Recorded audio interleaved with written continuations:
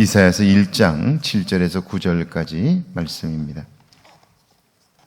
이사야서 1장 7절에서 9절까지 말씀 우리 한 목소리로 함께 봉독합니다. 이사야서 1장 7절에서 9절까지 말씀입니다. 함께 봉독합니다. 너희의 땅은 황폐하였고 너희의 성읍들은 불에 탔고 너희의 토지는 너희 목전에서 이방인에게 삼켜졌으며 이방인에게 파괴됨같이 황폐하였고 딸 시오는 포도원의 망대같이 자매밭의 원두막같이 애워싸인 성읍같이 겨우 남았도다. 만군의 여호와께서 우리를 위하여 생존자를 조금 남겨두지 아니하셨다면 우리가 소돔 같고 고모라 같았으리로다. 아멘. 할렐루야. 좋은 날입니다. 하나님의 은혜가 오늘도 여러분과 함께 하기를 축원합니다. 추운 어느 날 한 꼬마가 부모님의 심부름을 다녀오는 길입니다. 어디선가 졸졸 흐르는 물소리가 납니다. 그것은 사람들이 사는 지대가 낮아서 뚝을 막아두고 그곳에 물이 흐르고 있습니다. 그러니까 그 뚝에 구멍이 생겨 물이 흐른다는 것은 뚝이 터지면 결국 그곳에 있는 그 마을 사람 전체가 다 물에 잠겨 익사할 수도 있는 그런 중요한 위험한 상황인 거죠. 큰일 났다는 것을 직감한 아이는 그 구멍을 찾아 돌로 진흙으로 막습니다. 그리고 지켜보는데요. 얼마 견디지 못하고 다시 물이 흐르기 시작합니다. 할 수 없이 아이는 자신의 두 손으로 그 구멍을 막았습니다. 동네에 알릴 방법도 없고 동네에서 떨어진 곳이라 소리쳐도 들리지를 않았기 때문입니다.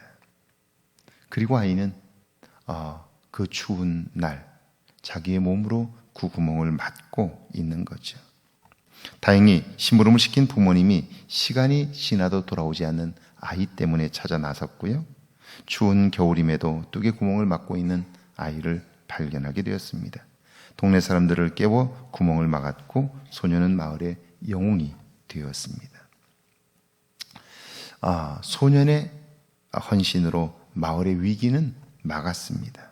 그러나 이 이야기를 통해서 그처럼 위험한 뚝의 관리를 맡은 사람이 분명히 있었을 텐데, 그런데 그 관리를 맡은 사람은 도대체 무엇을 하고 있었을까 하는 생각을 하게 됐죠. 오늘 7절 말씀에 보면 이런 이야기를 하고 있습니다. 너희의 땅은 황폐하였고 너희의 성읍들은 불에 탔고 너희의 토지는 너희 목전에서 이방인에게 삼켜졌으며 이방인에게 파괴됨같이 황폐하였고. 여러분, 뚝을 관리하는 사람이 분명히 있었을 거예요. 그가 철저히 뚝을 관리했더라면 그런 일은 미연에 방지할 수 있었을 거죠. 그러니까 오늘 그런 결과가 있었다는 것은 그 뚝을 관리해야 할 책임 있는 사람이 그 일을 소홀하게 된 것이죠. 오늘 이 예루살렘이 황폐화되고 그리고 이방인에게 파괴됨이 있다라고 한다면 도대체 그 책임은 누구의 것이며 왜 이런 일이 벌어졌을까 생각해 보게 됐죠. 그들이 사는 땅은 거룩한 땅이며 젖과 꿀이 흐르는 약속의 땅입니다. 그런데 그 땅이 왜 황폐화되었습니까? 성읍들이 불타고 이방인들에게 파괴되었습니까? 율법은 경고하기를 여호와의 말씀을 거부하면 그 땅과 성읍들이 황폐하게 될 것이라고 말씀하지요. 그리고 알지 못하는 사람들에 의해서 그 토지의 소산을 빼앗기게 될 것이라고 그렇게 말씀했습니다. 그러니까 오늘 이 나라의 위기와 그리고 그 땅의 고통이 찾아온 것은 무슨 이방 나라들이 강성해졌기 때문만은 아니고 근본적인 원인은 그것은 하나님의 말씀에서 그 백성들이 떠남으로 자기들의 욕심을 따라 살게 되었고 그렇게 되자 욕심을 쫓아 살아감으로써 그들의 욕심이 자기뿐 아니라 나라를 무너지게 만들었다 하는 거죠. 요즘 사랑제일교회 문제로 한국 사회가 몸살을 앓고 있습니다. 전국에서 모였던 사람들의 인터뷰를 여러분들은 아마 보셨을 겁니다. 다른 걸 다 떠나서 이 감염병으로 인해서 나라 전체가 그토록 고통을 겪고 있지만 그들은 그 일에 대하여 전혀 그 마음에 거리낌이 없습니다. 그리고 그 일을 하면서도 무엇이 잘못되었는지조차 알지 못하고 자기들의 주장을 계속하고 있습니다. 협조하지 않고 그리고 자기들의 옳은 것만 주장을 하고 있습니다. 결국 그렇게 된다면 자기들은 구호를 통해서 나라를 살리겠다고 하는데 그게 나라를 살리는 일인지 상식적으로 생각해 보아도 무엇이 잘못되었는가를 알 텐데 이미 상식이 기준되지 못하는 거예요. 하나님을 이야기하지만 하나님의 말씀의 기준은 없는 거죠. 그러면 결국 나라는 위태로워질 수밖에 없게 되고요. 나라를 살린다고 말하나 그들이 말하는 나라는 도대체 어떤 나라인지를 우리는 이해할 수 없게 되는 거죠. 아무리 옳은 주장이라 할지라도 그것으로 인하여 누군가가 위기감을 느끼고 피해를 준다면 다시 생각해 봐야 되는데요. 그런 생각을 할 수 없는 사람들의 행태를 보면서 우리가 함께 살아가는데 다른 사람의 두려움을 생각조차 하지 않는다면 도대체 그들의 주장은 어디에 근거하고 있는지 생각해 봐야 할 거예요. 그러니까 위기의 때에 우리는 나를 돌아보는 일이 너무 중요해요. 그렇지 않으면 그 비난을 다른 사람에게 돌리기 시작하면 무엇이 문제인지조차 알 수 없게 되는 것이죠. 8절 말씀입니다. 함께 읽어볼까요? 딸 시온은 포도원의 망대같이 자매밭의 원두막같이 에워싸인 성읍같이 겨우 남았도다. 딸 시온은 예루살렘을 가리키는 시적 표현이 있죠. 예루살렘이 포위되어 사람들이 자매밭의 망대 위에 올라가 있는 형국이죠. 그러니까 이제 기둥을 자르면 그게 쓰러지고요. 그 위에 올라갔던 사람들은 모두 다 죽임을 당할 수밖에 없는 그런 상황인 거예요. 예루살렘이 포위되어 있고 사람들은 그곳에 올라가서 겨우 목숨을 연명하고 있는데요. 결국 무너질 수밖에 없는 상황인 것이죠. 지금 눈앞의 문제는 외부의 공격이에요. 그들의 막강한 힘입니다. 그러나 그것은 눈에 보이는 현상이지요.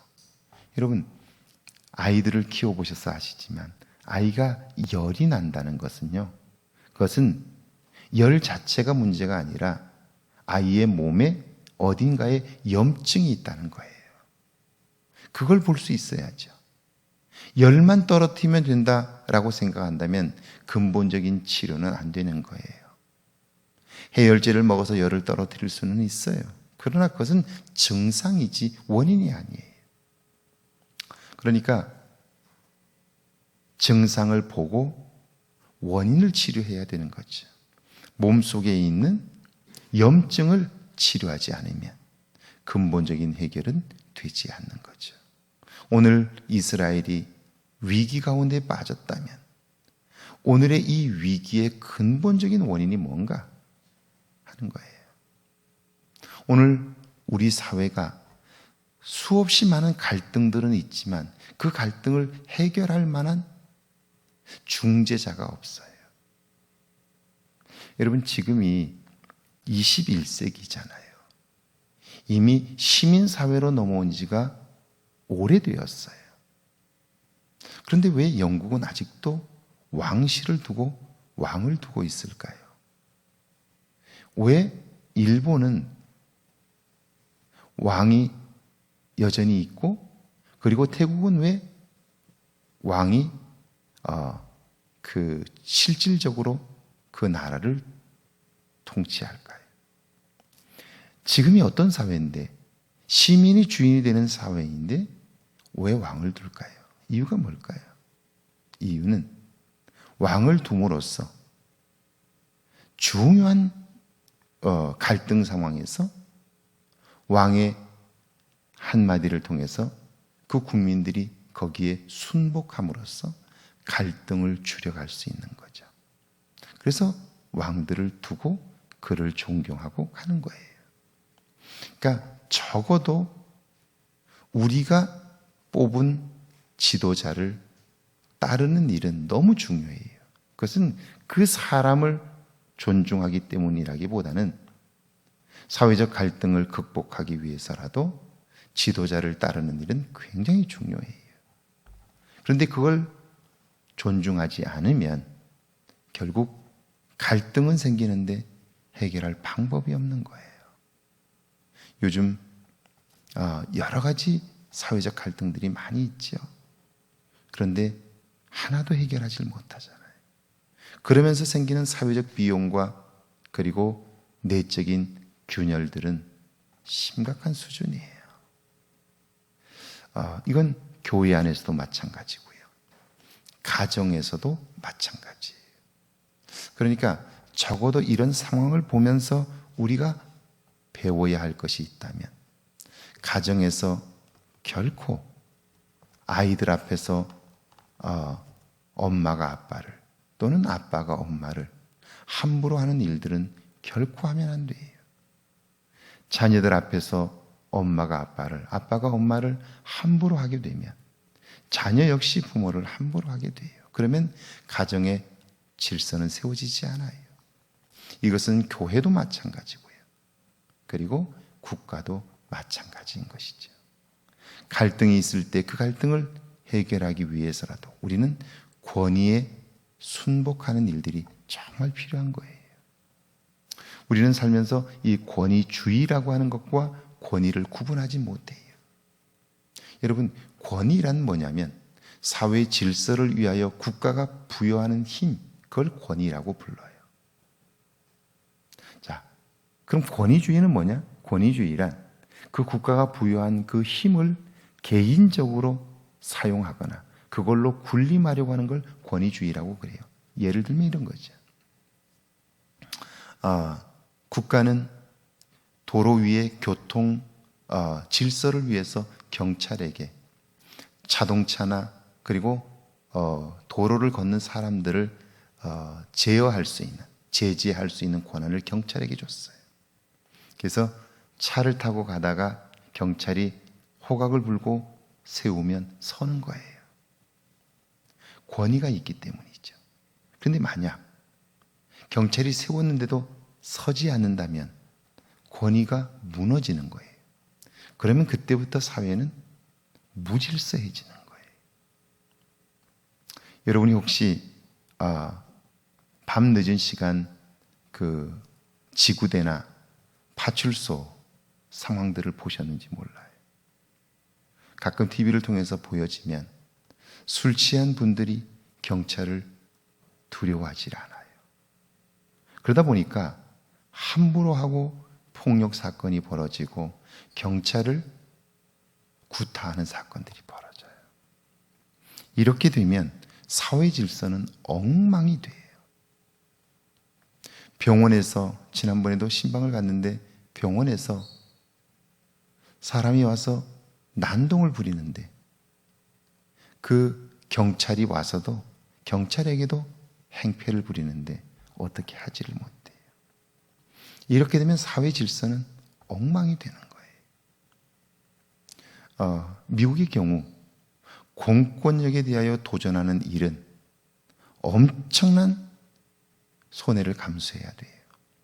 만약 행정 업무를 집행하는, 공무를 집행하는 경찰관을 구타한다든지 방해를 했을 경우에는 그는 정말 엄청난 후회를 할 만큼의 벌을 받게 돼요. 그러니까 감히 공권력을 향해서 대항할 생각을 하질 못해요. 이게 잘못 사용되면 권위주의로 갈 수 있지만, 그러나 사회 질서를 위해서 우리는 공권력을 순응하는 일이 얼마나 중요한지 모르죠. 자, 이런 상황이 되면 사람들은 다 죽었다고 말하죠. 끝났다고 소리쳐. 왜? 외부의 군대가 침공하여 이제 포위하고 마치 원두막에 올라가서 이제 마지막 그들의 처분을 기다리는 이런 형국이니까요. 이때가 되면 사람들은 다 아우성을 쳐요. 자, 그런데 이때에도 믿음의 사람은 보는 것이 다르다 하는 거예요. 믿음으로 보기 때문에 세상의 눈으로 보는 것과는 전혀 다른 걸 봐요. 그리고 그 믿음의 눈으로 보면 하나님이 하시는 일이 보이는 거예요. 9절 한번 같이 읽어볼까요? 9절입니다. 만군의 여호와께서 우리를 위하여 생존자를 조금 남겨두지 아니하셨더라면 우리가 소돔 같고 고모라 같았으리라. 사람들은 모두 다 망했다고 아우성입니다. 그런데 그 와중에도 하나님이 남겨두신 사람을 볼 줄 아는 그런 눈을 가진 사람이 있는 거예요. 그는 그들을 통해 이루실 하나님의 일들을 보게 됨으로써 그때에도 소망을 전할 수 있게 되는 거죠. 오늘 이 시기도 마찬가지예요. 정말 오늘이야말로 진실한 믿음을 살펴볼 수 있는 기회인 것이죠. 교회가 질병으로 인하여 어려움을 겪게 될 때 그때 나를 돌아보면서 내가 진실하게 하나님을 의지하고 있는지 믿음에 서 있는지를 돌아볼 수 있는 기회가 되는 건데요. 그 믿음의 눈이 이때에도 함께 하시는 하나님을 볼 수 있게 하고요. 그때 하나님을 발견하게 될 때 우리는 세상 사람들이 볼 수 없는 새로운 것을 봄으로 소망을 이야기할 수 있는 것이죠. 오늘 하루 하나님과 동행함으로 그 하나님을 볼 수 있는 눈으로 하나님이 하시는 일들을 이루는 저와 여러분 되기를 주의 이름으로 축원합니다. 같이 한번 기도하시죠. 위기의 때에 나를 돌아보게 해달라고요. 믿음의 눈으로 상황과 현실을 보게 해달라고요. 함께 기도합니다. 하나님 아버지, 은혜와 사랑을 감사합니다. 저희를 사랑하사 함께 하시고 하나님의 도움을 얻게 하시나니 오늘 하루가 주 안에서 복되게 하옵소서. 하나님 이루실 일들을 기대하오니 여호와여 함께 하소서. 우리를 통해 이루실 하나님의 일들을 보게 하시고 하나님의 역사를 알도록 축복하여 주옵소서. 오늘도 복된 날 되게 하시고 어려움 가운데 있는 이 땅을 불쌍히 여겨 주옵소서. 하나님 나뉜 마음들이 하나 되게 하시고 특별히 하나님 교회들로 하여금 이때에 겸손하게 하시고 하나님 나를 살펴 돌아보게 하시고 하나님 위기에 처한 이 땅을 위하여 기도하며 마음을 같이 할 수 있도록 축복하여 주옵소서.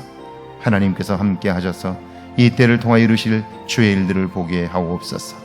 하나님 우리 한 사람 한 사람을 기억하시고 이 때에 주시는 하나님의 은혜가 충만하게 하옵소서.